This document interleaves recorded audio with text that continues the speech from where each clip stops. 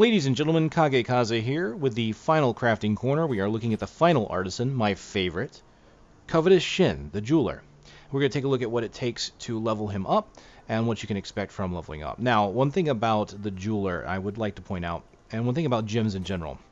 If maybe you're getting new into Diablo, you haven't played Diablo 3 yet, maybe you might be trying it because of Reaper Souls, maybe you did try it, you got to 60 and then you stopped playing for a while, or maybe even you were farming Marquise gems when they finally got added.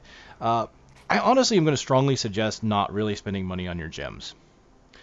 The big reason is that there is going to be a huge leap between your gems when you hit 61. All the way up to 60, you're going to start seeing these flawless square gems. There are several levels over that.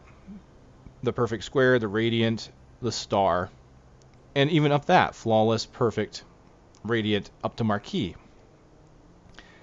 This flawless square gem here will be replaced by the marquees once you hit 61. When you hit 61, marquees gems start dropping regularly. They're not super common, but they're not uncommon either. I mean, it's often enough that I would really not worry about trying to make a marquees gem, especially since marquees gems were added as a gold sink before the 2.0 patch. They're not nearly as expensive as they used to be. They're only 100,000, but when you add up the costs of making a marquees gem, especially when you're trying to combine them from perfect squares, because nothing in between drops. It goes from perfect square to marquee. Nothing in between drops. So if you're thinking about trying to upgrade your gems, I just wouldn't do it. It's going to cost you quite a bit of money. We're looking at 10,000 per craft here. You need to make 3 of those. 20,000, you need to make 3 of these. 30, 50, 75, and then finally 100 to make just one marquee. That's a lot of money that you don't need to be spending, especially with how often they come. Now, the new level of gem beyond that, the Emerald or the Imperial, this will also drop. I believe I have seen some drop as early as Master difficulty. The big thing about leveling the jeweler is going to be you need to get him to level 12. And I believe what they've done is made it easy to do that.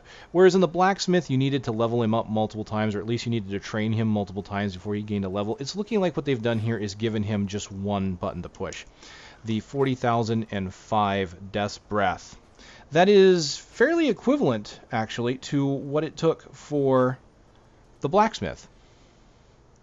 It's actually 10,000 less and 4 less Death's Breath, which is nice to see. And as you can see, I am running a bit low on Death's Breath because I have leveled all of my artisans up to this point. But I'm not even interested in 11 because these are all Imperial. I don't really need them. But at level 12, you'll get another level of gem, and you will start needing to find patterns to go beyond that. So it's much like it was before, where in order to get up to the marquee, you had to find the recipes for all of the stars. Eventually they let us have them all, but you will need to find levels beyond 12. So what we're going to do is we're going to go ahead and level him up. We're going to go ahead and hit that button. We're going to see what he looks like.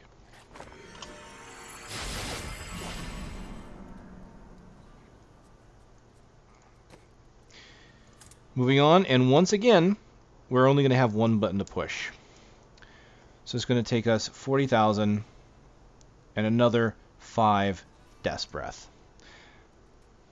With this level, we get the flawless Imperial gems. And we actually get some items. We can craft amulets and rings.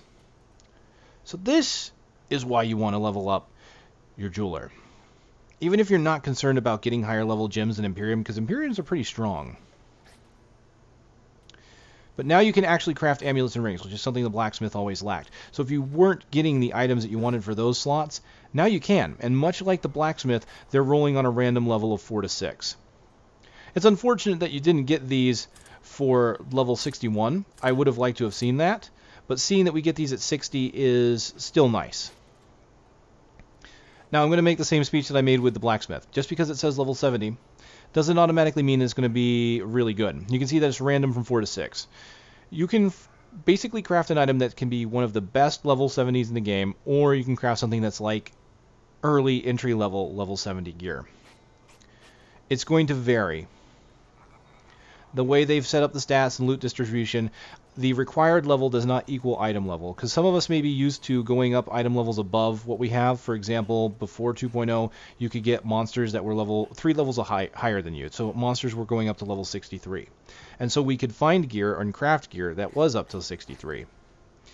Now it's just all the required level, that's all you need to worry about, but those items can have varying degrees of power. Just because you find something that says required level 61 doesn't mean that it's going to be bad at 69 or 70. Some of the 61 items are going to be really good. Ultimately, level 70 items should eclipse it, but don't be fooled by the simple required level. A lot of people fell into that trap, myself included. We were finding a lot of level 61 items, and then we weren't getting new ones until like 64 or 65. Just because the way the gear distribution worked in the required level, but the item level and the power level of those items were drastically different in a lot of cases. Alright, so we're going to go ahead and level him up. 40,000, 5 Death's Breath.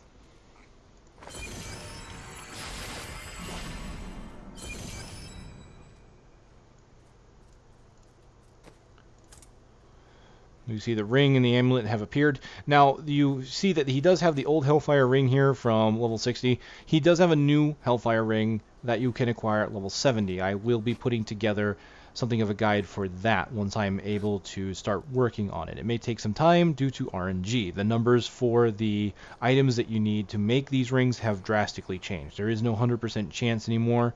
It only goes up to 50% chance, I do believe, at Torment 6. So there's a lot of RNG involved, a lot of randomness involved in making these rings, so that guide may not come out right away. So let's go ahead and take a look at the combined gem here to see what kind of power level increase we're looking at. We'll look at Amethyst first. So we're looking at, say, 700 life on hit, 19% life on helm, and of course 62 on vitality. We look at the difference, we're gaining 100 life on hit, 1 additional percent on the helm, and we are getting 38, it looks like, vitality, which is not bad. It's a pretty good jump. Look at the next one, we go from 8 to 9, 1% life, and a 60 jump on vitality. So each additional gem that you get is going to become fairly powerful, and this is going to be the way you're probably going to increase the power of your gear beyond the normal item level drops that they can have. Alright, I do have some books for Shin, and we can take a look at what some of these upgraded items can look like. Alright, I've grabbed my books. I have a total of 4. Patterns are still fairly rare, but they're not anywhere near as rare as they used to be. They were like a unicorn. You were hard-pressed to find patterns back in vanilla Diablo 3. Now in Reaper of Souls, they've seen fit to give us everything we need. Without the auction house, it's a very welcome change, because patterns are really important for your gear progression if that's what you're looking to do. So we look at this, we see we have a new design type. We have a royal. We have royal diamond, royal ruby, royal emerald here. And I also have a flawless royal. And since I have the diamond, that's what we're going to look at next. So I'm going to go ahead and learn the royal diamond. We'll scroll down here to diamond. So we can see that the royal diamond takes 3 of the flawless imperial. So rather from going to regular to flawless to perfect, and then on to radiant, we can see we're going to go to Marquise, to Imperial, Flawless Imperial, and then Royal. So Royal is the next step above Flawless Imperial. So it's nice to see that there. It doesn't look like it's going to go too terribly high, but glad to see that there is an upgrade. So let's take a look at the numbers, shall we? If we look at the simple Marquise, we're going to look at the diamond here. We'll look at the simple setup here. So the Marquise, we're looking at 62 res all. And cooldown, or let's look at the damage at elite. 16% damage to elites, 62 res all.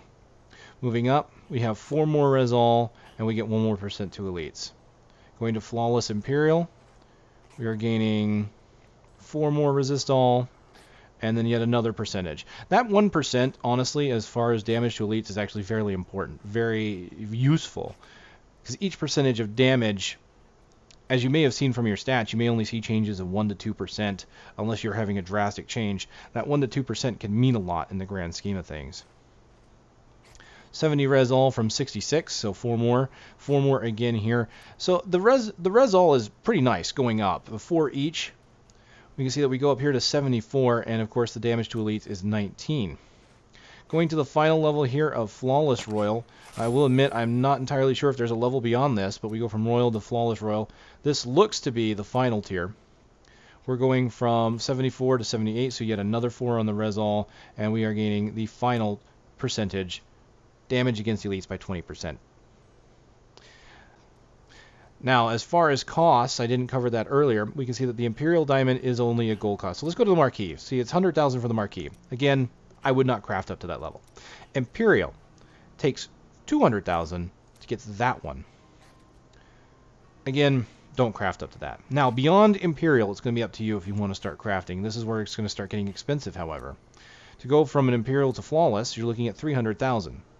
You need to create 3 of those to get to the level beyond. Royal Diamond is going to be 400,000, and now you need Death's Breath again. So to get the final 2 tiers of gems, you need to have Death's Breath. You pretty much need Death's Breath for anything that's final in-game tier of equipment.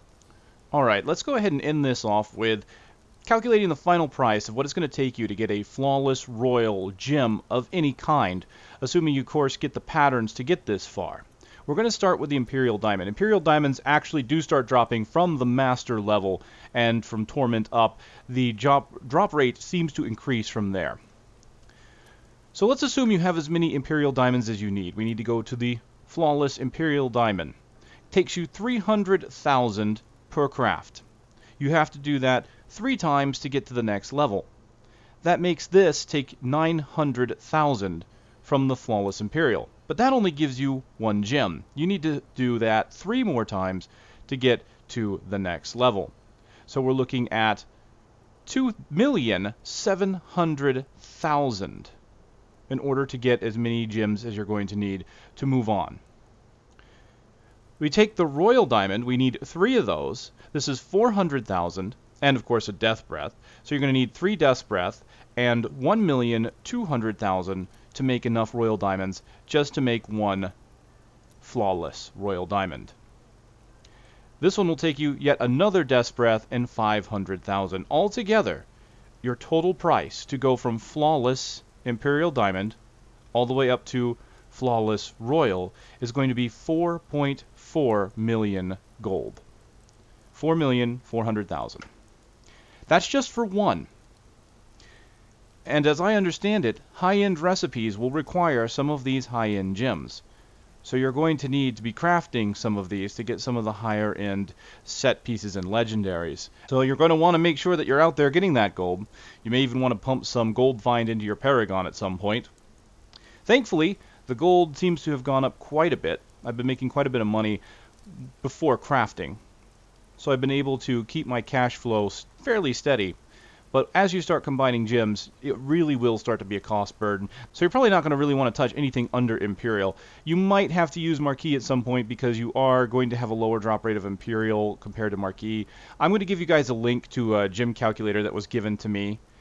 And it will show you the costs that you will incur to make the high-end jewels. You can even put into it how many of each jewel that you have so that it can automatically give you that calculation. So if you're curious on how much it's going to cost you for a given set of gems, it'll be a perfect way to go. All right, ladies and gentlemen, that is the Jeweler Covetous Shin at level 12.